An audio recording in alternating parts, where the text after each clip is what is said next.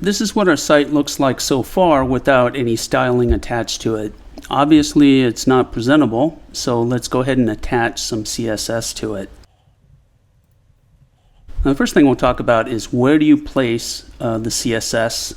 There are three options for that.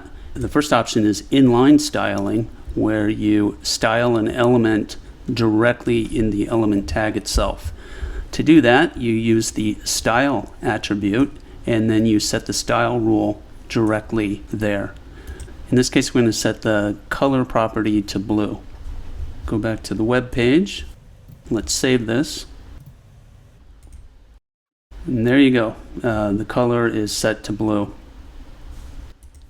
The second option for setting the style is using a class in a style sheet. So here I've added a class called ColorMe. Let's get rid of this style attribute. And let's create a style sheet. Now we can create an internal style sheet or an external style sheet. Let's start with an internal style sheet. I've already got it created here. Just move it out of the comment section. So all we have to do is add a style element within our page's head element, and that will add style to this specific page. So here we've got our class, ColorMe, and our style rule that sets the color to red. So if we save it, go to the web page, you can see that it's now red. The third option for CSS placement is an external style sheet. Let's put this back. We'll add a link to the style sheet in the head element. And this link goes to a folder called Style Sheets and a file called styles.css.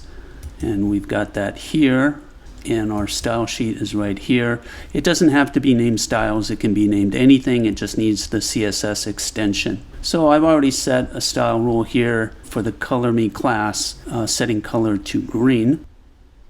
Let's save this and go back to the web page.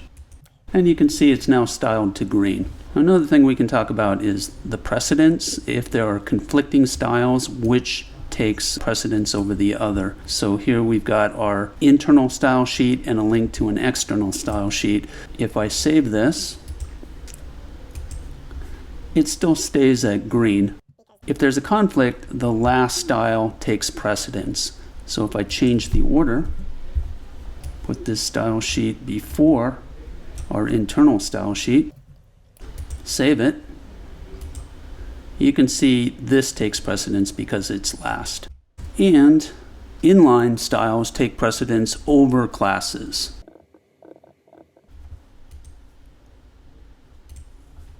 And you can see it's blue. Now if you want to override the precedence, all you have to do is add an exclamation point and the word important, and save it. And you can see the color is now red. Okay, let's talk about CSS terms and definitions.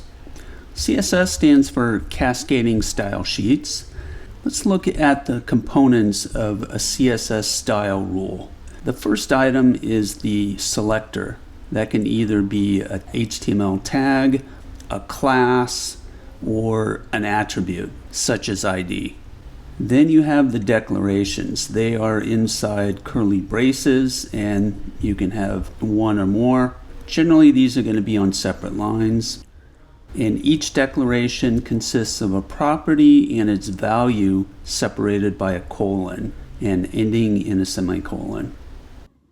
A few other points. Use lowercase letters for tags, ID names, class names, properties, etc.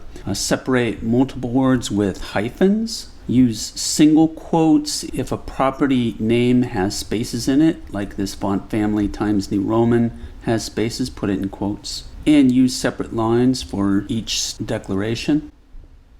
But if it only contains one or two properties, then you can put it in one line. Just like with HTML, you can put comments in your CSS or comment out style rules so that they're not read for whatever reason. Let's talk about the selectors. Generally, you're going to want to use a class as a selector for your CSS rules. Second, you might use the tag if you want all H1 tags to be a certain size or color or something like that. Then you can use the tag as a selector. But generally, you're going to want to use the class. You can also assign styles to an ID if it applies to only one specific element. Next, let's talk about Bootstrap.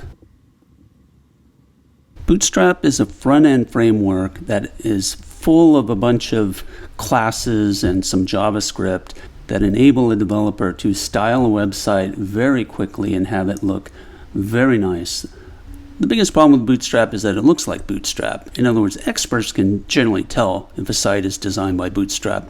But personally, I could care less. It looks good, and as a developer, to be able to get a really nice looking website up quickly without having to get bogged down in a lot of CSS rules is fantastic.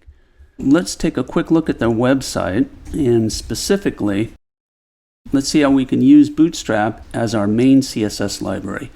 Now there are two options. We can either download their CSS style sheet and put it in our project directly, or we can use their content delivery network where we just add a link to their style sheets on the web. Either one is absolutely fine, and we're going to use the latter. So we'll copy this and paste it. I've actually already done that. So let's just move this comment out of here. Here's the link to our internal style sheet, and here is a link to the content delivery network. Instead of a path, we've got a URL going to the file on their CDN. And while we're at it, we should copy the JavaScript at the bottom here, because our site is going to probably use a little bit of JavaScript, and paste it just before the closing body tag. Now the reason you put it there is you want the whole HTML page to load along with the CSS before you load the JavaScript. If you load the JavaScript before the CSS, there might be a noticeable latency when the page renders. So to avoid that potential, just put the JavaScript at the end. Now that we've got Bootstrap loaded through the CDN, let's just make sure that it works. Let's get rid of this style attribute, and let's change the class to a Bootstrap specific class.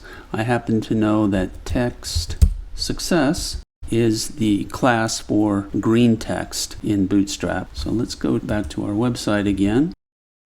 Now let's save it and see if it turns green. And it does.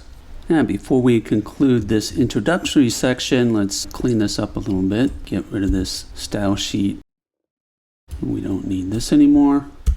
And by the way, external style sheets are much preferred over internal style sheets because they can be applied to multiple pages. Okay, that's it.